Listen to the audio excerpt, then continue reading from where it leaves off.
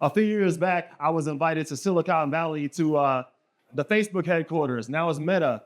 And when I got there, I recognized that all the IT guys looked the same, right? Everybody had on a zipper hoodie, blue jeans, sunshades, copy paste. Zipper hoodie, black jeans, sunshades, copy paste. Zipper hoodie, wash jeans, sunshades. Y'all get the picture. Everybody looked like Mark Zuckerberg, or they look like Axe from Billions, if y'all watch Billions, right? Look.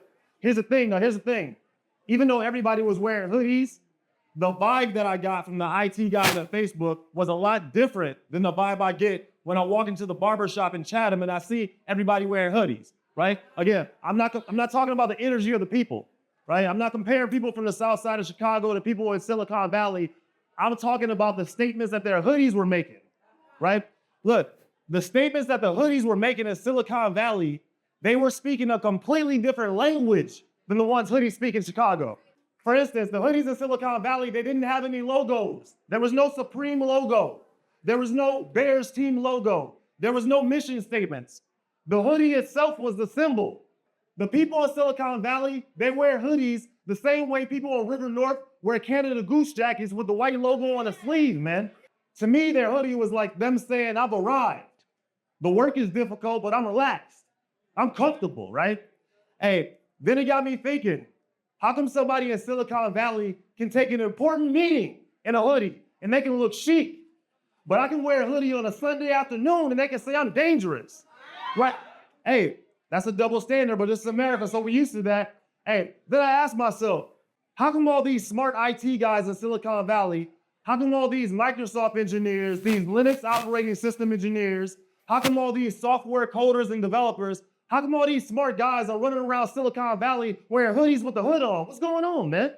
Wouldn't it make more sense if they wore dress shirts and cardigans, right? Because a cardigan, that's for preps. Like cardigans are for nerds. And I don't say it in a derogatory way. This is Facebook. It's nerd heaven, right? So you made it, right? And it's not black or white either, y'all, because I watched Carlton Banks and Fresh Prince of Bel-Air. He wore a hoodie on. He wore a cardigan all the time. And he didn't fit in perfectly at Facebook is what I'm trying to say to y'all, right? So I asked myself, I said, what is the difference between a hoodie and a cardigan? So I researched it, right? Because I'm a nerd too, so I researched it, right? Y'all, a cardigan, that was named after Lieutenant General James Thomas Brunel. He was the 7th Earl of Cardigan. Like Cardigan, that's a town in Wales, UK. And an earl is like a ranking in a nobility structure. It's like a count in France. It's like a duke in England. It's like a senator in the US. So this person, they rule a specific territory in the king's stead. So Lieutenant General James Thomas Brunel, he was the 7th Earl of Cardigan, right? It was hard to research. He had a lot of haters on Wikipedia, but I researched him, right? One of the things I found fascinating about him was that every year he spent 10,000 pounds of his personal money to make sure his regiment was the flyest regiment in the whole army. Look, and this was 1837, y'all, so spending 10,000 pounds back then was like $1 million today. So every year, Lieutenant General James Thomas Brunel, the 7th Earl of Cardigan, would spend $1 million a year to make sure his regiment was the flyest regiment in the whole army. He made sure they had the best guns, the most expert training, and most importantly, they had the flyest clothes in the military, y'all. Guess what he had everybody wearing? You know, they say you look good, you feel good, you feel good, you do good.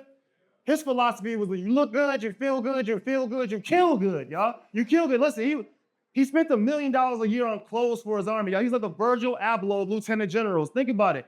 The king will reach out to the 7th Earl of Cardigan and say, man, he's so fly, can you escort my family when we headed into London? That's how fly he was, y'all. Listen, so this cardigan, as we know it, this cardigan is based off of a waistcoat that was worn by British Army officers 200 years ago. This is what they wore to go to war. This is their chosen uniform to go kill people, right? When they were in the Crimean War, in the Valley of Death, this is what they wore to go out and shoot and kill Russians. This is what they wore, the cardigan.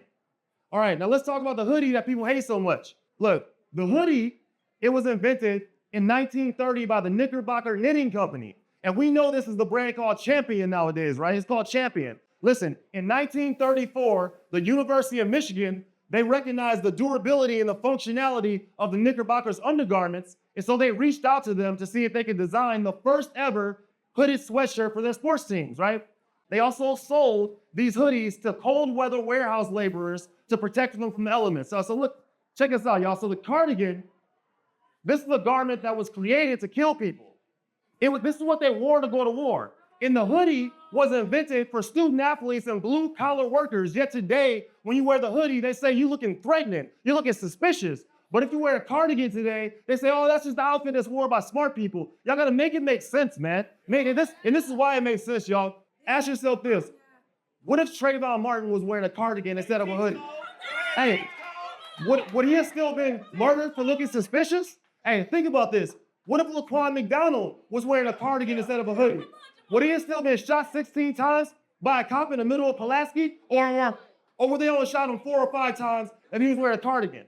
I know they'd have killed him regardless, but if he was wearing a cardigan instead of a hoodie, would they only empty 1 clip instead of empty 2? Yo, what I'm trying to tell y'all is that the cardigan is a deadly outfit. It's not the hoodie.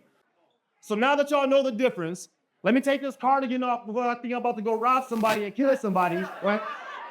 And let me go put my hoodie back on so I can look like a scholarship athlete at one of the best universities in the country, y'all. Best universities. Hey, look. Hey, y'all, I started wearing my hoodie so I can connect better with kids in Cook County Jail, right? I knew that if I wanted them to listen to me, I had to wear something that symbolized something they identify with, right? So I ditched my suit and tie. I'm just happy I did it for something like a hoodie that stands for helping people, and I ain't wear a cardigan because that stands for killing people, y'all. So thank y'all for having me. Thank y'all for coming out for our 2nd annual hoodie ball. Give it up for yourselves, y'all. Give it up for yourselves.